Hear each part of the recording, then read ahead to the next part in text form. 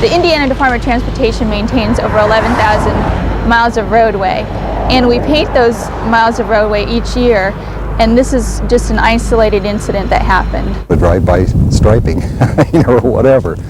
Herb Baumeister of Carmel saw it all. I said to my son, they're gonna hit that raccoon with the spray gun, and sure enough, they just striped right over its face and neck. Didn't even move it, no effort to, get it out of the way. So I happened to have a Polaroid with me, so I took a shot at the thing. A raccoon, which met its demise on the yellow line, became one with the paint. The raccoon has since been removed. This is all that's left. This was just, the painter should have had a chalk line drawn around his career by state officials. There was no excuse for that. I mean, the poor thing deserved a better fate than that.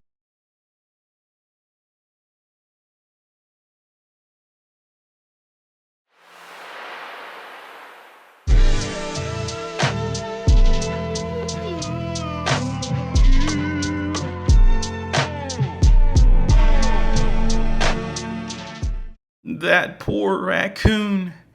It deserved a better fate. Oh my God. Says the psychotic, crazy serial killer who is responsible for killing over 25 people. And those are just the ones that we know of.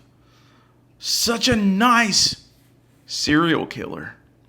The Monon Trail is parallel, meaning right next to what used to be Fox Hollow Farm.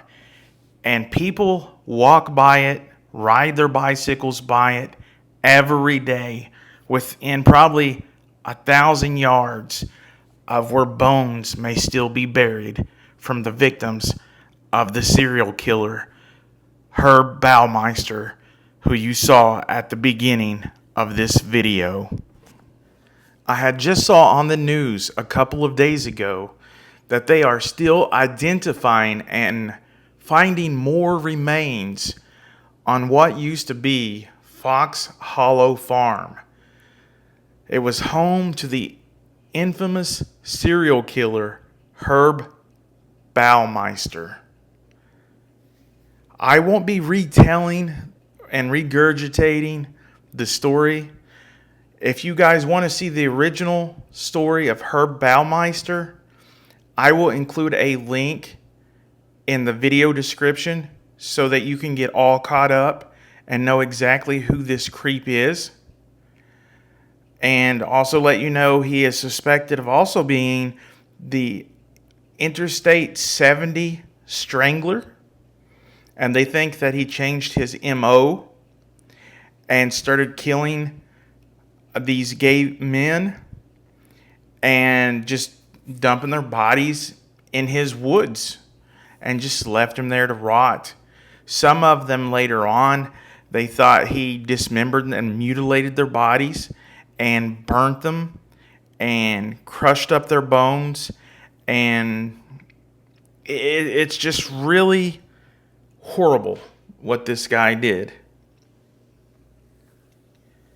Anyways, I almost didn't recognize the property at all because there is a bicycle trail right next to it, and there are probably hundreds of people just jogging, riding their bikes along the neighborhood, thinking this is just such a beautiful trail, which the trail is beautiful, don't get me wrong. But they probably don't know they're walking within 1,000 yards of where human bones could possibly still be to this very day. But as you can see, the Fox Hollow Farm sign is gone now.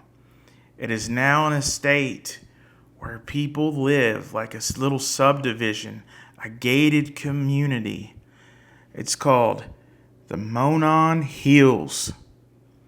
So remember that, Monon Hills.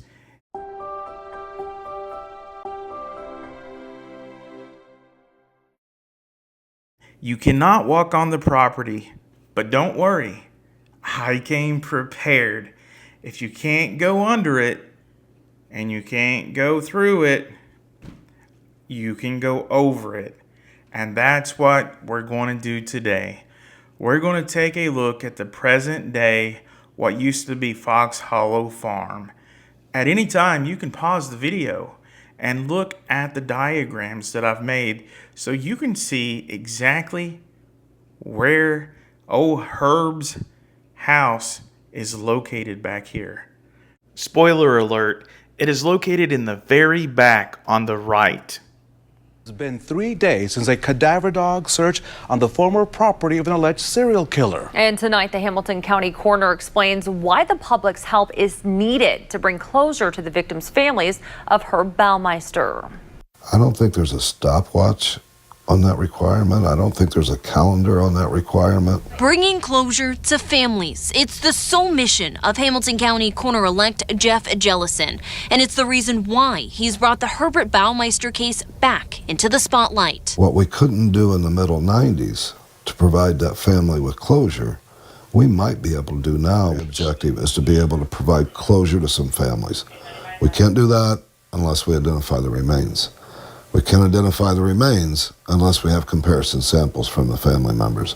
It's been a little over a week since the Hamilton County Coroner's Office has put out a plea to anyone and everyone who might have had a young male missing in the late 80s to early 90s to reach out to them. They tell me since that plea, they've gotten 21 different DNA swabs. 15 of those samples are from local families, while 6 DNA test kits are being sent out of state.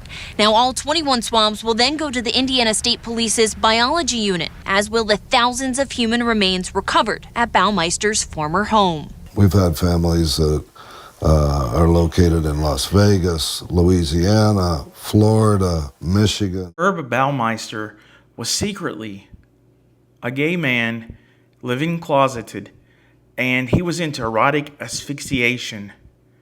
And he would enter gay clubs and he would bring home a date for the night, except he would actually strangle them to death and dispose of their bodies in his yard.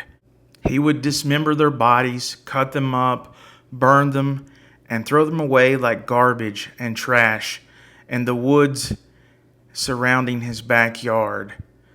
It's estimated that there's over 25 deaths, and they're still, to this very day, finding new bones and digging up new body parts.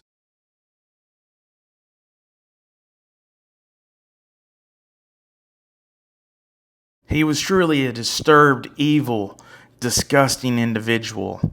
If you ever have the question, is evil real? Do monsters really exist? Well, I have that answer for you, my friends, and that answer is a resounding yes. And Herb Baumeister is a perfect example of that. This backyard has turned into a graveyard of sorts, and at the end of the day, it may never be known how many victims there truly were, or how many bones are still waiting to be found.